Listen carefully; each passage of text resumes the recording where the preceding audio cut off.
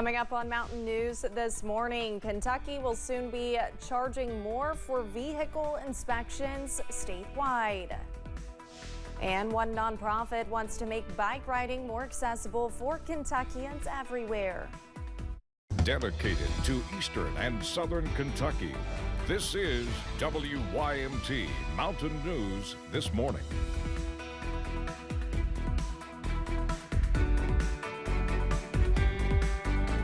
Good morning, I'm Olivia Calfee. The time is 5 a.m. on Monday, July 8th. Now let's go ahead and send it over to meteorologist Tim Drawbridge for a look at your forecast this morning. Good morning, Olivia. Good morning, everyone. Hope you had a great time with the fam. Olivia, 64 as we look outside our door here at WYMT. Little haze, little fog developing, as you can see off in the distance. And that's a persistent theme as we make our way toward Harlan and in the vicinity of Jonesville, also across portions of the Cumberland Valley as we make our way back from Williamsburg toward Monticello. 67, good morning to you at Prestonsburg. It's also 67 at Manchester, 68 at Jonesville, and the hot spot this morning is Jackson at the 72. So we got some patchy cloudiness coming up from the southwest right now. That's only going to limit the visibility of the sky right now in terms of starlight and some moonlight. As we head through the day, we'll see a nice amount of sunshine and a forecast high this afternoon up close to 90 degrees. Tropical storm now Hurricane Beryl has made a landfall along the Texas coastline. We'll look at that and see if any of that moisture affects us over the next 7 days. Your first alert 7-day forecast as we head through this 5 o'clock hour. Olivia? All right, Tim, thank you. Earlier this year, Kentucky's General Assembly passed Bill 833, which will raise the price for car inspection at sheriff's offices starting July 15th. It's due to the rising number of stolen vehicles coming into the state and being sold over the past 5 years. The bill also changes the system sheriff's offices use to conduct car inspections. Now people will no longer have to have access to sensitive information that allows them to purchase new tags for stolen vehicles. They won't have that ability anymore because it has to go through the system. No numbers to be shared. So absolutely, it's going to make it much more difficult. Now, it doesn't keep them from stealing it, but it's going to make it difficult for them to get tags on it or to resell it to anyone else. The cost will rise from the original price of $5 to $15. Well, we're well into the summer months, and each year about 40 children die from heat stroke because they were either left or became trapped in a hot car. It's important to realize that temperatures inside a vehicle can rise nearly 20 degrees within the first 10 minutes. That's why experts say it's never safe to leave a child inside a car unsupervised for any amount of time. To prevent these tragedies, experts recommend keeping an important item like a phone or purse next to your child in the back seat so you can never forget to look. It's also possible for a child to climb into an unlocked vehicle and get trapped inside. If you have a swimming pool in the house and a car in your garage, if your children are playing and for some reason you cannot seem to find one of those are the two places you must immediately check, because it takes minutes for tragedies to happen, and they are preventable tragedies. Dr. Glover says if you see a child alone inside a car, don't hesitate to call 911. Taking action as a bystander could save a life. When we are exercising outside, even if it's just for an hour, we can lose a large amount of fluid in our bodies. Experts say replacing those lost fluids is crucial. While free water works great, you should also be adding in electrolytes like sodium and potassium. Doctors say there's several signs of dehydration, including feeling thirsty, increased heart rate, and fatigue.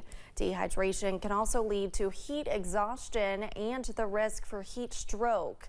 If you're an athlete, it's not enough to just drink water before your game. You should prepare much sooner than that. I always tell most of my athletes that are preparing, that actually starts 3 days before the event, and to get your body fully hydrated and get the cells full of water. But leading up to the event, 2 hours before is a good time to start really hydrating and helping with fluids, as well as throughout. Dr. Kitchell says if you are planning to buy any sports drinks with electrolytes, you should also keep an eye on the sugar content. A Kentucky nonprofit is working to improve the safety of pedestrians and cyclists across the state. As Samantha Valentino shows us, they're bringing together leaders and advocates from rural and urban communities to discuss how to best keep people safe.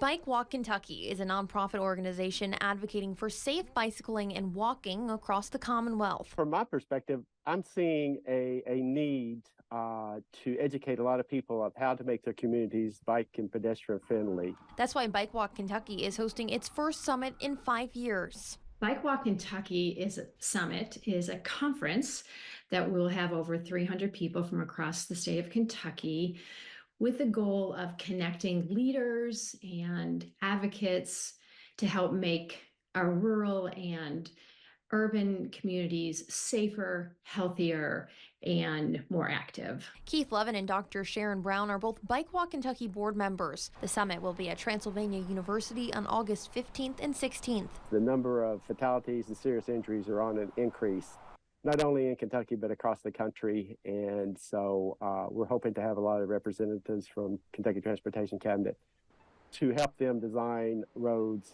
our roads, and provide sidewalks for pedestrians and making that more accessible, making our transportation system more accessible. This year's summit will include national speakers and more than 40 breakout sessions. We hope to connect people's ideas and that they're doing in their communities across the state, where they can actually show and share successful education programs and safety programs in their community, so that, again, we can encourage more people to be out on their bikes and walking and hiking also. In Lexington, Samantha Valentino, WKYT. Bike Walk Kentucky says the summit is being hosted in Lexington and is a great opportunity for people to visit the city's Town Branch Trail, which consists of dedicated bike and pedestrian paths. To register for the summit, you can visit this story on our website. No property is complete without a flourishing garden, and thanks to Kentucky native designer John Karloftis, the American Saddlebred Museum in Lexington has now opened their Heritage Garden to the public. The American Saddlebred Museum held a ribbon cutting for the new Sally and Joe Jackson Heritage Garden. The Sunday event was sold out with more than 200 people in attendance. As an interior designer, I think you always look to the outside for cues about how you're going to decorate your home. And the outside is really important. I think design, whether it's interiors or gardens, allows you to use your space, enjoy your space, and really connect with it. The garden's namesake, Sally and Joe Jackson, owned the horse Wild Eyed and Wicked, which was crowned world's grand champion 5-gated American Saddlebred in 2001 and is now memorialized in a statue at the center of the garden. Violins, trumpets, and other instruments joined the sounds of nature at the Louisville Zoo Saturday night. The Louisville Orchestra held a special concert there. A huge crowd showed up to watch them play against a backdrop of lions, tigers, bears, and more. The zoo's director talked about why they brought it back after a 15-year hiatus.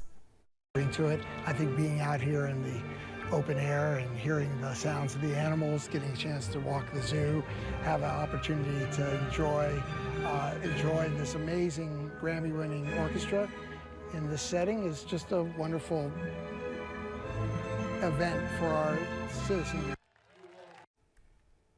The performance featured pieces from legendary composers like Leonard Bernstein, among others.